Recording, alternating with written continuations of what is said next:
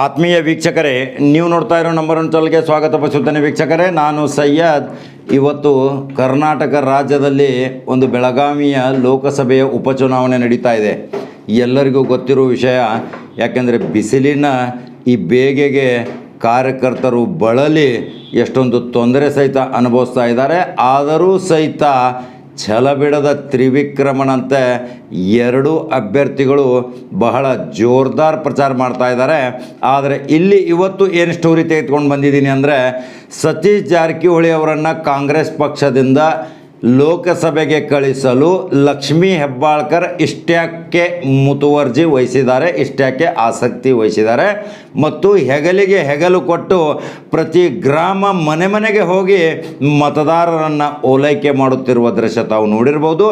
ಯಾಕೆ ಲಕ್ಷ್ಮೀ ಹೆಬ್ಬಾಳ್ಕರ್ ಅವರು ಸತೀಶ್ ಜಾರಕಿಹೊಳಿ ಅವರನ್ನು ಲೋಕಸಭೆಗೆ ಕಳಿಸ್ಬೇಕು ಅನ್ನೋ ತೀರ್ಮಾನ ತೆಗೆದುಕೊಂಡಿದ್ದಾರೆ, ಅದ್ರ ಬಗ್ಗೆ ಕೆಲವು ಕಾಡುತ್ತಿರುವ ಪ್ರಶ್ನೆಗಳಿಗೆ ಇವತ್ತು ಉತ್ತರ ಹೇಳ್ತಾ ಇದ್ದೀನಿ. ಯಾಕಂದರೆ ಲಕ್ಷ್ಮೀ ಹೆಬ್ಬಾಳ್ಕರ್ ಅವರ ರಾಜಕೀಯ ಲಿಂಕ ಏನೋ ಇರಲಿ, ಅದು ಅವರಿಗೆ ಬಿಟ್ಟು ವಿಷಯ. ಆದರೆ ನಮ್ಮ ಬೆಳಗಾವಿ ಜಿಲ್ಲೆಯ ಮಗಳು ಆಕೆ. ಬೆಳಗಾವಿ ಜಿಲ್ಲೆಯ ಮಗಳು ಅಂದಮೇಲೆ ಬೆಳಗಾವಿ ಜಿಲ್ಲೆಗೆ ಒಂದು ಅದ್ಭುತ ಕೊಡುಗೆ ಕೊಡಬೇಕಲ್ಲ ಲಕ್ಷ್ಮೀ ಹೆಬ್ಬಾಳ್ಕರ್ ಅವರು.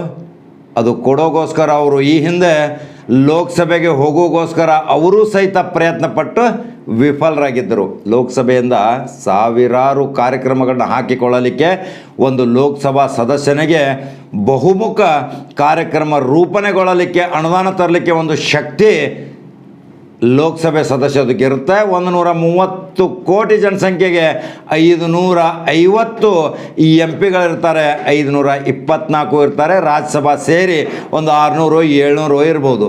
ಆದರೆ ಲಕ್ಷ್ಮೀ ಹೆಬ್ಬಾಳ್ಕರ್ ಒಂದು ಕನಸಿದೆ, ಲೋಕಸಭಾ ಚುನಾವಣೆಯಲ್ಲಿ ಸತೀಶ್ ಜಾರಕಿಹೊಳಿ ಅವರನ್ನು ವಿಶೇಷ ಆಸಕ್ತಿ ವಹಿಸಿ ಕಳಿಸಬೇಕು. ಅಲ್ಲಿಂದ ಸರ್ವಾಂಗೀಣ ಅಭಿವೃದ್ಧಿಗೋಸ್ಕರ ಬೆಳಗಾವಿ ಲೋಕಸಭಾ ಕ್ಷೇತ್ರಕ್ಕೆ ಏನಾದರೂ ಒಂದು ಅದ್ಭುತ ಕೊಡುಗೆ ಕೊಟ್ಟು ಇದನ್ನು ಕಾಯಂ ತಮ್ಮ ಕ್ಷೇತ್ರವನ್ನಾಗಿ ಉಳಿಸಿಕೊಳ್ಳಲಿಕ್ಕೆ ಒಂದು ಪ್ರಯತ್ನ ಮಾಡ್ತಾ ಇದ್ದಾರೆ. ಯಾಕೆಂದರೆ ಲಕ್ಷ್ಮೀ ಹೆಬ್ಬಾಳ್ಕರ್ ಅವರು ಉದ್ಯೋಗಪತಿ, ಅವ್ರದ್ದು ಒಂದು ಹರ್ಷ ಶುಗರ್ ಫ್ಯಾಕ್ಟ್ರಿ ಇದೆ. ಸತೀಶ್ ಜಾರಕಿಹೊಳಿ ಅವ್ರದ್ದು 2 ಶುಗರ್ ಫ್ಯಾಕ್ಟ್ರಿಗಳಿದ್ದಾವೆ. ಹುದಲಿ ಒಂದಿದೆ, ಹುಣಸಾಳು ಸತೀಶ್ ಶುಗರ್ ಇದೆ. ಇನ್ನೂ 3-4 ಕಾರ್ಖಾನೆಗಳನ್ನ ಪ್ರಾರಂಭ ಮಾಡಲಿಕ್ಕೆ ಅನೇಕ ಯೋಜನೆಗಳನ್ನು ಹಾಕ್ಕೊಂಡಿದ್ದಾರೆ. ಇಲ್ಲಿ ಒಂದು ಪ್ರಶ್ನೆ, ಕೇಂದ್ರ ಸರ್ಕಾರದಿಂದ ಬೆಳಗಾವಿ ಲೋಕಸಭೆಗೆ ಕನಿಷ್ಠ ಒಂದು 50,000 ಹೆಣ್ಣು ಮಕ್ಕಳಿಗೆ ಒಂದು ಉದ್ಯೋಗ ಕೊಡುವಗೋಸ್ಕರ ಒಂದು ಕರಕುಶಲ ಆಗಲಿ, ಮಾನವ ಸಂಪನ್ಮೂಲ ಇಲಾಖೆಯಿಂದ ಆಗಲಿ, ಕೌಶಲ್ಯ ಅಭಿವೃದ್ಧಿ ಯೋಜನೆಯಿಂದ ಆಗಲಿ ಒಂದು ದೊಡ್ಡ ಪ್ರಮಾಣದ 50,000 ಹೆಣ್ಣು ಮಕ್ಕಳಿಗೆ ಒಂದು ಉದ್ಯೋಗ ಕೊಡುವ ಕನಸನ್ನು ಲಕ್ಷ್ಮೀ ಹೆಬ್ಬಾಳ್ಕರ್ ಅವರು ಒಂದು ಯೋಜನೆ ಹಾಕ್ಕೊಂಡಿದ್ದಾರೆ, ಒಂದು ಪ್ರಾಜೆಕ್ಟ್ ತಯಾರು ಮಾಡಿದ್ದಾರೆ. ಅದು ಸಾಕಾರ ಆಗಬೇಕಾದ್ರೆ ಕೇವಲ ಸಂಸತ್ ಸದಸ್ಯನಿಂದ ಮಾತ್ರ ಆಗುತ್ತೆ. ಅದನ್ನು ಸತೀಶ್ ಜಾರಕಿಹೊಳಿ ಅವರ ಜೊತೆ ಮುಕ್ತವಾಗಿ ಚರ್ಚಿಸಿ ಅದನ್ನು ಕಾರ್ಯರೂಪಕ್ಕೆ ತಂದರೆ 50,000 ಮಹಿಳೆಯರಿಗೆ ಒಂದು ಉದ್ಯೋಗ ಕೊಟ್ಟರೆ ಅಲ್ಲಿ 5 ಲಕ್ಷ ಮತ ಕಟ್ಟಿಟ್ಟ ಬುತ್ತಿ. ಪ್ರತಿ ತಾಲೂಕಿಗೆ ಲೋಕಸಭಾ ಕ್ಷೇತ್ರದಲ್ಲಿ ಕನಿಷ್ಠ ಒಂದೊಂದು ಗ್ರೂಪ್ ಮಾಡಿಕೊಂಡು ಒಂದು 50,000 ಮಹಿಳೆಯರಿಗೆ ಒಂದು ಉದ್ಯೋಗ ಕೊಡುವ ಬೃಹತ್ ಯೋಜನೆ ಲಕ್ಷ್ಮೀ ಹೆಬ್ಬಾಳ್ಕರ್ ಕನಸಿದೆ. ಅವರು ತಮ್ಮ ಗ್ರಾಮೀಣ ಕ್ಷೇತ್ರದಲ್ಲಿಯೂ ಸಹಿತ ಈ ಯೋಜನೆ ಮಾಡಲಿಕ್ಕೆ ತುಂಬ ಆಸಕ್ತಿ ವಹಿಸಿದ್ರು. ಅದಕ್ಕೆ ಸರ್ಕಾರ ಅವ್ರದ್ದು ಇರಲಿಲ್ಲ. ಸರ್ಕಾರ ಇದ್ದರೂ ಸಹಿತ ಅವರಿಗೆ ಕೆಲವು ಅಡೆತಡೆಗಳು ಬಂದವು. ಇದಕ್ಕೆ ಪೂರಕವಾಗಿ ಬೆಂಬಲ, ಅದೇ ರೀತಿ ಅವರ ಯೋಜನೆಗಳು ಸಹಿತ ಒಂದೇ ಇದ್ದಾವೆ. ಯಾರ್ದು? ಸತೀಶ್ ಜಾರಕಿಹೊಳಿ ಅವ್ರದ್ದು. ಸತೀಶ್ ಜಾರಕಿಹೊಳಿ ಅವರು ಯಾವಾಗಲೂ ಮುತುವರ್ಜಿ ವಹಿಸಿ ಒಂದು ಕಾರ್ಖಾನೆಗಳನ್ನ ನಿರ್ಮಾಣ ಮಾಡಬೇಕು, ಇಲ್ಲಿಯ ನಿರುದ್ಯೋಗಿ ಯುವಕರಿಗೆ ಒಂದು ಬೃಹತ್ ಪ್ರಮಾಣದ ಒಂದು ಉದ್ಯೋಗವನ್ನು ಸೃಷ್ಟಿ ಮಾಡಬೇಕು, ನಮ್ಮ ವಿದ್ಯಾವಂತ ಮಕ್ಕಳು ಬೇರೆ ರಾಜ್ಯಕ್ಕೆ ವಲಸೆ ಹೋಗಬಾರ್ದು, ಬೇರೆ ದೇಶಕ್ಕೆ ಅರಸಿ ಉದ್ಯೋಗಕ್ಕೆ ಹೋಗಬಾರ್ದು, ಇಲ್ಲೇ ಒಂದು ಟೆಕ್ನಿಕಲ್ ಒಂದು ಮಾಡಬೇಕನ್ನೋದು ಅವರ ತಲೆಯಲ್ಲಿದೆ. ಅರ್ಬಾಯಲ್ಲಿ ಈಗಾಗಲೇ ಅವರು ಟೆಕ್ನಿಕಲ್ ಕೋರ್ಸ್ಗಳನ್ನ ಪ್ರಾರಂಭ ಮಾಡಿದ್ದಾರೆ. ಸರ್ಕಾರದಿಂದ ಅವರು ಚಿಕ್ಕ ಕೈಗಾರಿಕೆ ಮಂತ್ರಿ ಇದ್ದಾಗ ಇಂಥ ಬೃಹತ್ ಯೋಜನೆಗಳನ್ನ ಮಾಡಲಿಕ್ಕೆ ಅವರು ಅನೇಕ ಯೋಜನೆಗಳನ್ನ ರೂಪುಗೊಂಡಿದ್ದಾರೆ. ಇದಕ್ಕೆ ಸಾಥ್ ನೀಡ್ತಾ ಇದ್ದಾರೆ ಲಕ್ಷ್ಮೀ ಹೆಬ್ಬಾಳ್ಕರ್. ಇವರಿಬ್ಬರೂ ಕೂಡಿಕೊಂಡು ಈ ರೀತಿ ಒಂದು ಒಳ್ಳೊಳ್ಳೆ ಕಾರ್ಯಕ್ರಮ ಮಾಡಿದ್ದಾರೆ. ಒಂದು ಬೆಳಗಾವಿ ಲೋಕಸಭೆ ಇವತ್ತು ಭಾರತ ನೋಡಬೇಕು. ಇದಕ್ಕೆ ಮತ್ತೊಂದು ಕಾರಣ ಇದೆ. ಇಲ್ಲಿ ನೋಡಿ, ಸತೀಶ್ ಜಾರಕಿಹೊಳಿ ಅವರ ಒಂದು ಕನಸಿದೆ, ಪ್ರತಿ ತಾಲೂಕಿಗೆ ಒಂದು ಸಂಸತ್ ಸದಸ್ಯ ಕಚೇರಿ. ಸರ್ಕಾರದಿಂದಾಗಲಿ ಸ್ವಂತ ಆಗಲಿ ಮಾಡುವಂಥ ಒಂದು ಆಸಕ್ತಿ ವಹಿಸಿದ್ದಾರೆ. ಯಾಕೆಂದರೆ ಸತೀಶ್ ಜಾರಕಿಹೊಳಿ ಅವರನ್ನು ಸಂಸತ್ ಸದಸ್ಯರಾದ ತಕ್ಷಣ ಭೇಟಿಯಾಗಲಿಕ್ಕೆ ಗೋಕಾಕ್ ಮತ್ತು ಬೆಳಗಾವಿಗೆ ಬರುವ ಅವಶ್ಯಕತೆ ಇಲ್ಲ. ಯಾರು? ಬೈಲೊಂಗಲ್ ಮತ್ತು ರಾಮದುರ್ಗ ಸೌಂದತ್ತಿ ಜನ. ಪ್ರತಿ ಸೌಂದತ್ತಿ, ಪ್ರತಿ ರಾಮದುರ್ಗ, ಬೈಲೊಂಗಲಕ್ಕೆ ಒಂದು ಸ್ವಂತವಾದ ಅವರ ಕಾರ್ಯಕ್ರಮದ ಮುಖಾಂತರ ಒಂದು ಕಚೇರಿ ಮಾಡೋರಿದ್ದಾರೆ. ಅಲ್ಲಿ ಅವರ ಆಪ್ತ ಸಹಾಯಕರನ್ನ ನೇಮಿಸಿ ನಮ್ಮ ಸಂಸದ ಸರಳವಾಗಿ ವಿರಳವಾಗಿ ಸಿಗಬೇಕು, ತಕ್ಷಣ ನಮಗೆ ಸ್ಪಂದಿಸಬೇಕು. ನಾವು ಅವರನ್ನು ಹುಡುಕುವಂಥ ಪರಿಸ್ಥಿತಿ ಆಗಬಾರ್ದು. ಆ ಸಂಸದನೇ ತಮ್ಮ ತಾಲೂಕಿನ ಕ್ಷೇತ್ರದ ಸಮಸ್ಯೆಗಳನ್ನ ಪರಿಹಾರ ಮಾಡಲಿಕ್ಕೆ ಬರಬೇಕು. ಇದಕ್ಕೆ ಲಕ್ಷ್ಮೀ ಹೆಬ್ಬಾಳ್ಕರ್ ಅವ್ರದ್ದು ಸಹಿತ ಇದೇ ಯೋಜನೆ ಇದೆ.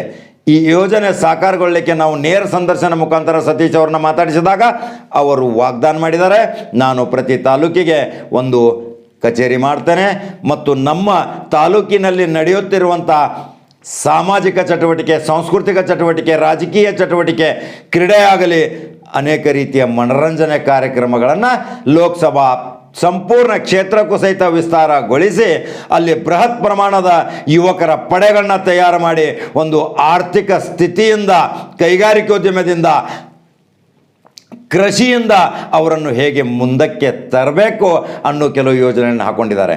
ಈಗ ನೋಡಿ, ಭಾರತ ಕೃಷಿ ಪ್ರಧಾನವಾದ ದೇಶ.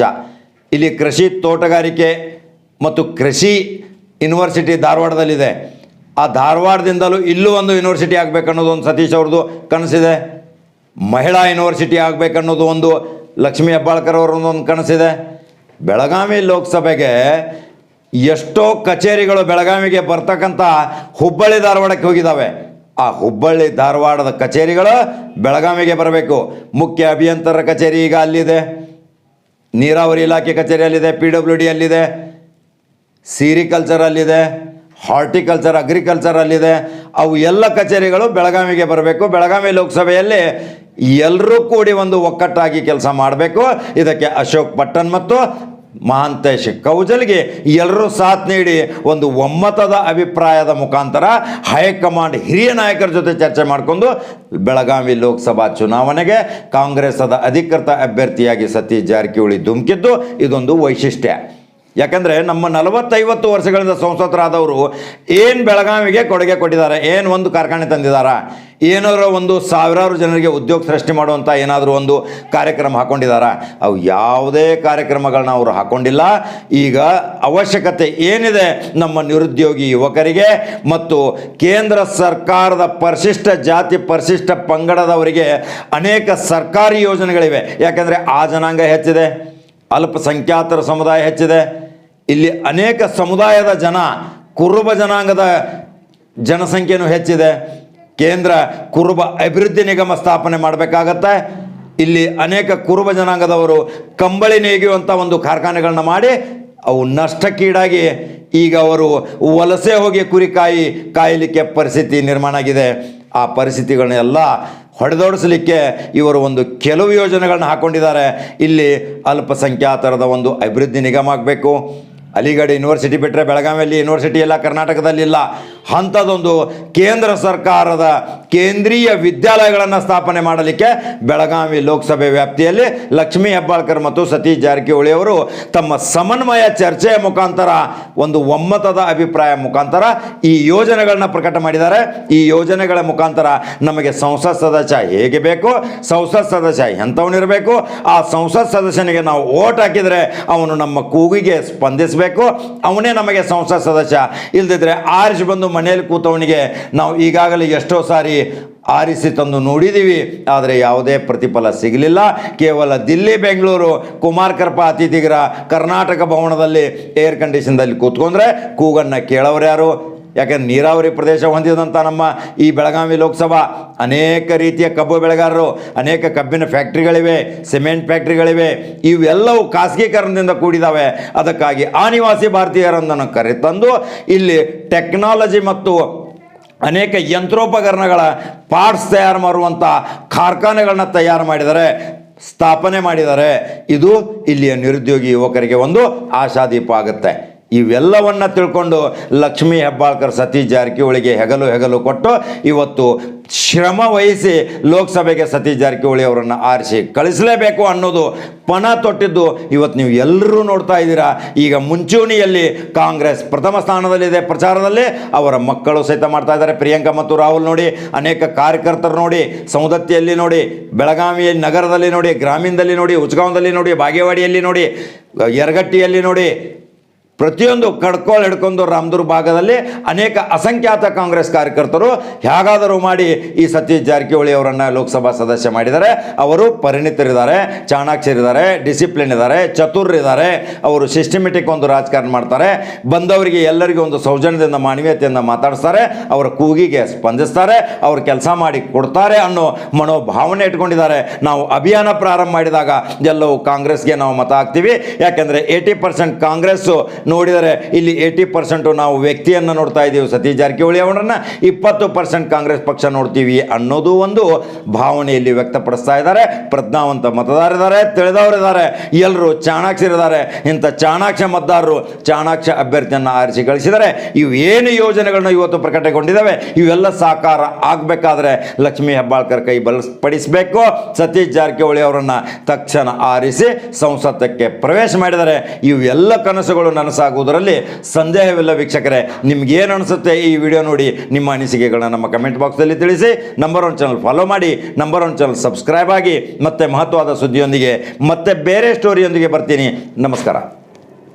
ಅಭಿವೃದ್ಧಿ, ವಿಷನ್ನು, ಫೋಕಸ್ಸು, ಏನಾದರೂ ಒಂದು ಗುರಿ ಬೇಕಲ್ಲ.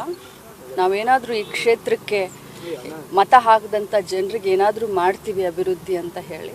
ಸೊ ಸತೀಶ್ ಜಾರಕಿಹೊಳಿ ಅವರು ಒಂದು ವಿಷನ್ ಇಟ್ಕೊಂಡಂಥ ಭವಿಷ್ಯತ್ನ ಈ ಭಾಗದ ನಾಯಕರು, ರಾಜ್ಯ ಅವ್ರ ಕಡೆ ನೋಡ್ತಾ ಇದೆ. ಸೊ ಅಭಿವೃದ್ಧಿ ಒಂದೇ, ಬೆಲೆ ಏರಿಕೆ ವಿರುದ್ಧ ನಮ್ಮ ಚುನಾವಣೆ ಅಜೆಂಡಾ.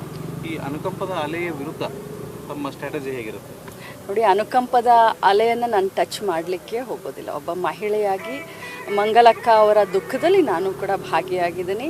ಒಮ್ಮೆ ಅಲ್ಲ 2 ಸಾರಿ ಹೋಗಿ ಭೇಟಿಯಾಗಿನೂ ಬಂದಿದ್ದೀನಿ. ಸಾಂತ್ವನೂ ಕೂಡ ನಾನಲ್ಲ, ನಮ್ಮ ಪಕ್ಷದ ಅಧ್ಯಕ್ಷರೇ, ಕಾರ್ಯಾಧ್ಯಕ್ಷರ ಸಮೇತ ನಾವು ಹೋಗಿ ಹೇಳಿ ಬಂದಿದ್ದೀವಿ.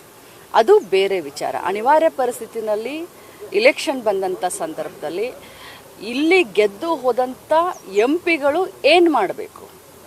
ಕರ್ನಾಟಕ ರಾಜ್ಯದಲ್ಲಿ 26 ಎಂಪಿಗಳು BJPಯನ್ನು ಪ್ರತಿನಿಧಿಸ್ತಾರೆ.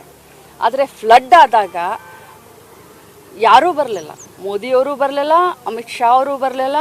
ಇವರು ಸದನದಲ್ಲಿ ತಮ್ಮ ವಾಯ್ಸನ್ನು ಕೂಡ ರೇಸ್ ಮಾಡಲಿಲ್ಲ. ಯಾಕೆ ಜನಪ್ರತಿನಿಧಿಗಳನ್ನ ಆರಿಸಿ ಕಳಿಸಿರ್ತೀವಿ? ನಮಗೆ ಸಂಕಷ್ಟ ಬಂದಾಗ ನಮ್ಮ ಕಷ್ಟವನ್ನು ಅಲ್ಲಿ ನೀವು ಸರ್ಕಾರದ ಎದುರುಗಡೆ ನೀವು ತೋರಿಸಿ ಅಂತ. ಸೊ ಸತೀಶ್ ಜಾರಕಿಹೊಳಿ ಒಬ್ಬ ಫೋಕಸ್ ಇರುವಂಥ ಒಬ್ಬ ರಾಜಕಾರಣಿ. ಅವರನ್ನು ಈ ಕ್ಷೇತ್ರದಿಂದ ಆರಿಸಿ ಕಳಿಸಿದ್ರೆ ಯುವಕರಿಗಾಗಿರ್ಬೋದು, ಇಂಡಸ್ಟ್ರಿಯಲಿಸ್ಟ್ಗಳಿಗಾಗಿರ್ಬೋದು ಅನೇಕ ಉದ್ಯಮಗಳನ್ನು ತಗೊಂಡು ಬರಬೇಕಂತ ತಮ್ಮದೇ ಶೈಲಿಯಲ್ಲಿ ಮಾಡ್ತಾ ಇರುವಂಥ 25 ವರ್ಷದ ಅವರ ಒಂದು ಸಂಘಟನೆಯಲ್ಲಿ ನಾವು ನೋಡಿದ್ದೀವಿ. ಸೊ ಇದನ್ನು ನಾವು ಪ್ರಮುಖವಾಗಿ ಅಸ್ತ್ರವನ್ನಾಗಿ ಇಟ್ಕೊಳ್ತೀವಿ. ಈಗ KPCC ಅಧ್ಯಕ್ಷರು ಮಾಜಿ ಸಚಿವರು ಅವ್ರ ಮೇಲೆ ಕಾರಿನ ಮೇಲೆ ಚಪ್ಪಲಿ ಎಸೆಯುವಂಥದ್ದು, ಕಲ್ಲು ಎಸೆಯುವಂಥದ್ದು, ಇದು ಪೊಲೀಸ್ ವೈಫಲ್ಯವ ಅಥವಾ ಪೊಲೀಸರು ಇದಕ್ಕೆ ಸಪೋರ್ಟ್ ಆಗಿ ನಿಂತಿದ್ರ? ಅದನ್ನು ಮಾಧ್ಯಮದವ್ರು ನಿನ್ನೆ ನೀವೇ ಎಲ್ಲ ತೋರಿಸಿದ್ದೀರಿ. ಇದಕ್ಕೆ ಪೊಲೀಸ್ ವೈಫಲ್ಯ ಅನ್ನೋದ ಅಥವಾ ಪೊಲೀಸರೇ ಸಪೋರ್ಟ್ ಆಗಿ ಇದ್ರ ಅನ್ನೋದನ್ನ ನೀವೇ ಎಲ್ಲರೂ ತೋರಿಸಿದ್ದೀರಾ. ಅದ್ರ ಬಗ್ಗೆ ನಾನೇನು ಮಾತನಾಡಿಕ್ ಹೋಗೋದಿಲ್ಲ. ಆದರೆ ಚುನಾವಣೆಯಲ್ಲಿ ಮುಂಬರುವಂಥ ದಿನಗಳಲ್ಲಿ ಇದೆಲ್ಲ ಕಾಂಗ್ರೆಸ್ ಪಕ್ಷಕ್ಕೆ ಒಂದು ಶಕ್ತಿ. ನಮ್ಮ ಕಾರ್ಯಕರ್ತರು ಚಾರ್ಜ್ ಆಗ್ತಾರೆ. ಇಂಥದ್ದೆಲ್ಲ ಆಗಬೇಕು ಘಟನೆಗಳು. ಇಂಥ ಘಟನೆಗಳಾದಾಗಲೇ ನಮ್ಮ ಕಾರ್ಯಕರ್ತರಿಗೆ ಹುಮ್ಮಸ್ ಬರುತ್ತೆ, ಚಾರ್ಜ್ ಆಗ್ತಾರೆ. ವಿಷಾದ ವ್ಯಕ್ತಪಡಿಸ್ತೀನಿ. ಒಬ್ಬ ಅಧ್ಯಕ್ಷರು ಬಂದಾಗ ಈ ರೀತಿ ಮಾಡಿದ್ದು, ಅದಕ್ಕೆ ನಿನ್ನೆ ನಮ್ಮ ಅಧ್ಯಕ್ಷರೇ ಹೇಳಿದ್ದಾರೆ. ಅದಕ್ಕೆ ಉತ್ತರ ಅವರೇ ಹೇಳಿದ್ದಾರೆ. ನಾನೇನು ಜಾಸ್ತಿ ಮಾತಾಡೋದು.